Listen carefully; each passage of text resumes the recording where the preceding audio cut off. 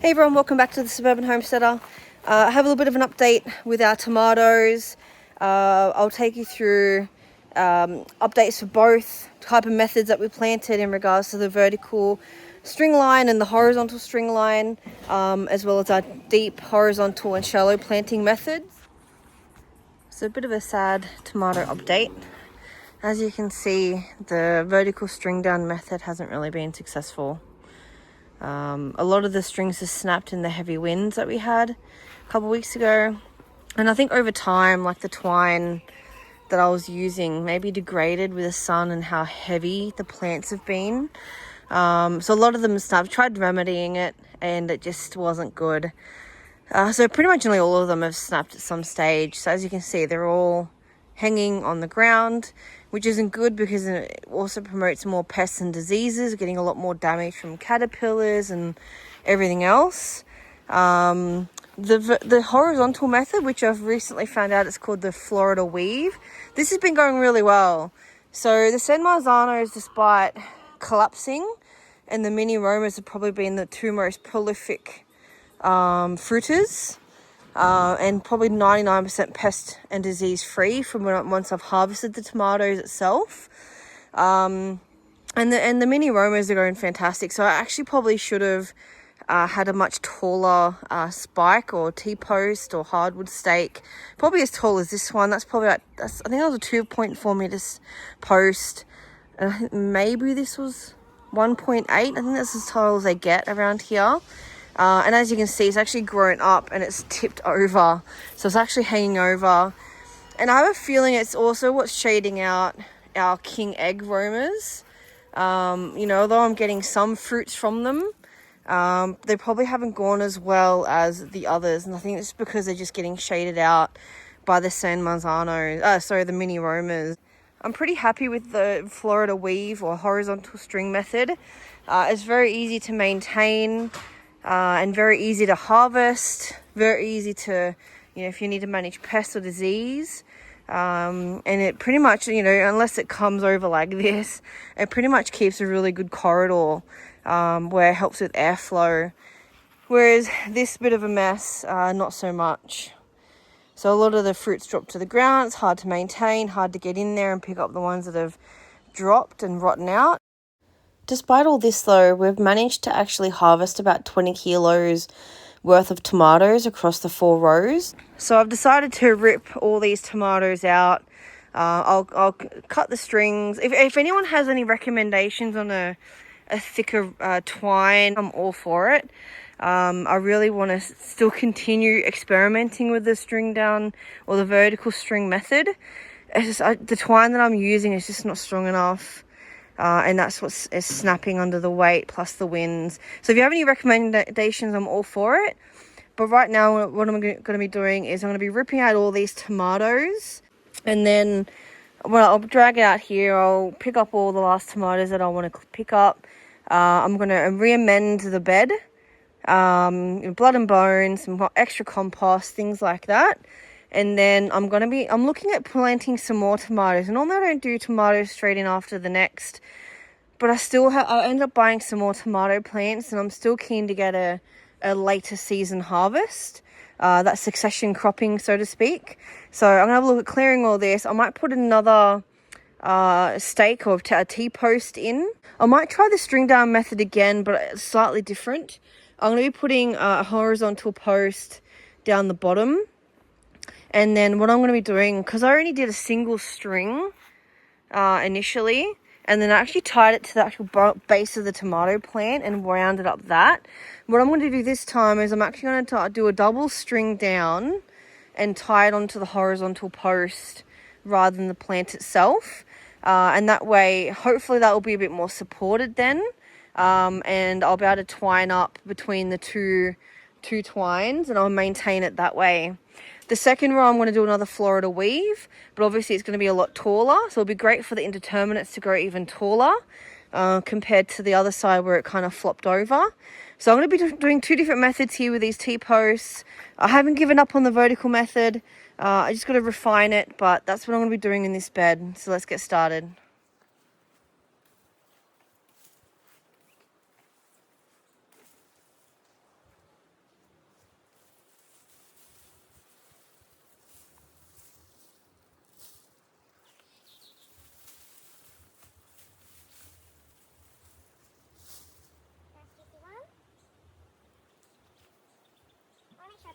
fallen tomatoes as well. Even if they're not good.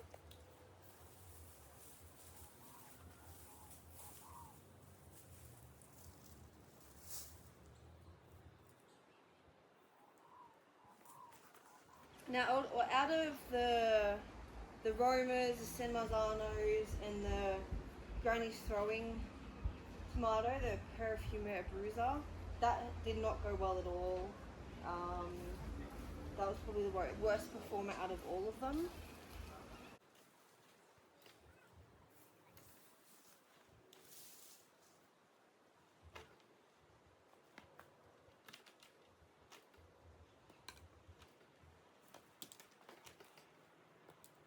Now, in regards to planting methods, I did the really deep planting method for this one, and I did the horizontal planting method for that one. Either way, I liked both of them. I didn't really see a huge difference, maybe just because they snapped and fell, but they still had quite a good, strong rooting system. As I'm pulling out the San Manzanos, although they're prolific fruiters, and I think that's just because of the variety, but you can see how long that root system had really taken over into the bed. That was quite good. So it was in the ground from here, the main base of the root system, and then you had all these feeder ones coming out. So you can see here as I'm pulling out the San Marzano just how tall it got. And it's just a shame that the string snapped and the system failed. Got a couple of good tomatoes growing there. Might still pick them and do a green tomato relish. Before making any amendments, I just wanted to quickly turn over the soil with the fork just to break up any clumps or any compaction. So I'm just going to be adding some blood and bone. I will be adding some compost as well. And then at some stage I'll be putting in like a pelletized fertilizer. I also put on some liquid potash as well. This just really helps with boosting flowering and as well as improving the quality and size of the tomato.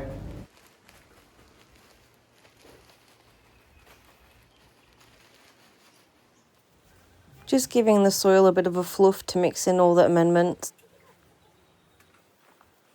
So here I've because I'm going to be planting in rows again, started to mound up the 2 rows. So I'm going to be putting six more tomatoes in here. I've picked up 2, they're all going to be indeterminate varieties. So I'm going to maximize the height here. I've got 2 big brandies. I've got 2 genuines. I've got another San Marzano that I want to try again. And I've got a black cherry tomato. So I'm adding in another 2.4 T-post right in the middle to help just brace it a bit more and give it more support. And I will need a T-post driver to drive that in a bit further. So I'll probably be best only putting 2 either side. But look, I want to give it a go anyway, having 6 again. Probably being a bit greedy there. But I'm going to try doing a genuine and a big brandy because I've got 2 of each of those. I want to try the method on each. So I'm going to have one on this side, the other one on the other side, and see what the differences are between the 2 string methods. So like I've done with all my tomato plants previously, I'm just pulling off all the lower leaves as I will be doing a deep planting method. The leaves that I remove down lower will actually create more roots, so a better rooting system. And then, but 2 of the tomato plants actually have 2 main stems, and I don't want that, so I've actually just chosen the most strongest one and I've trimmed the other one off. I haven't pulled it out because I don't want to disturb the root system of the existing one, so I've just snipped it off. But otherwise, like I said, I'm going to be doing a deep planting method, and to develop that better root system, you know, I do highly recommend taking the bottom leaves off.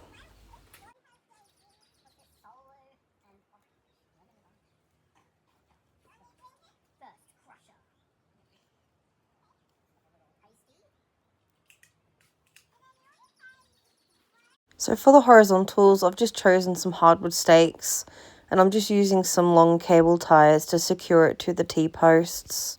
So because of our length of our bed is about 2.4 meters, and I've had the existing T-post in right near the ends.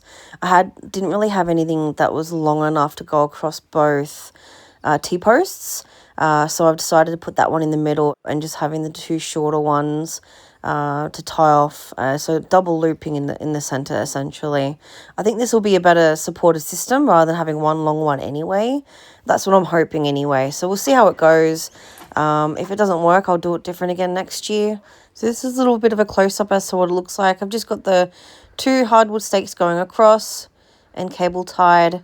They're about 1.5, I think, maybe 1.8. I've got to double check lengthwise for the hardwood stakes. But I've just used the cable ties and I've got them overlapping. And I've just secured it up the top too with a cable tie. While the Tommies are still young and growing, I'm just going to be planting some lettuce right in the middle. It's just a quick crop that I can harvest. And then it won't really impede the airflow of the Tommies.